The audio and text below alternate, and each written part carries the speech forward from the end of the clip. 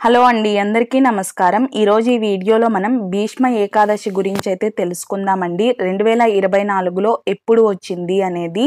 Please వీడియోని like చేయడం అయితే మర్చిపోకండి. అలాగే ఛానల్ ఎవరైనా మొదటిసారి చూస్తున్నట్లయితే సబ్స్క్రైబ్ చేసుకొని పక్కనే ఉన్న బెల్ ఐకాన్ క్లిక్ చేయండి. వైకుంఠ ఏకాదశికి ఎంత ప్రాముఖ్యత ఉందో ఈ భీష్మ ఏకాదశికి కూడా అంతే ప్రాముఖ్యత ఉంది. విష్ణు సహస్రనామాలు పుట్టిన రోజు ఈ భీష్మ ఏకాదశి రోజండి.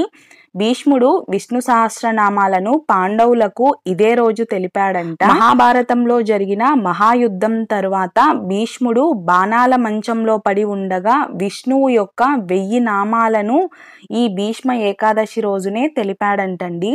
మాఘ శుక్ల ఏకాదశినే మనం భీష్మ ఏకాదశిగా జరుపుకుంటాము. ఈ రోజున మనం విష్ణు సహస్రనామాలను పారాయణ చేస్తే చాలా చాలా మంచిదండి.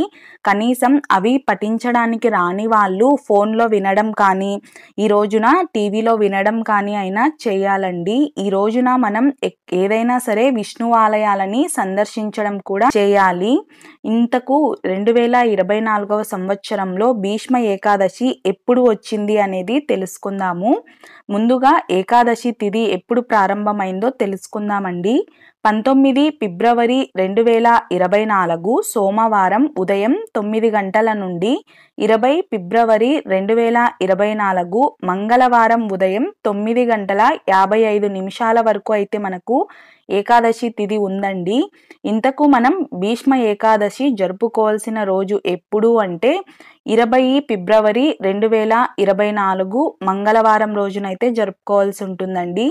ఎందుకంటే మనకు ఏకాదశి తిథి అనేది మంగళవారం రోజునే ఉంది కాబట్టి మనం 20 ఫిబ్రవరి 2024 మంగళవారం రోజునే భీష్మ ఏకాదశిగా జరుపుకోవాల్సి ఉంటుంది. చూసారు కదండి. ఈ వీడియో మీకు నచ్చినట్లయితే ప్లీజ్ లైక్ చేయండి. అలాగే మీ ఫ్రెండ్స్ అండ్ ఫ్యామిలీ మెంబర్స్కి షేర్ చేయండి. వీడియో చూసినందుకు మీకు కృతజ్ఞతలు.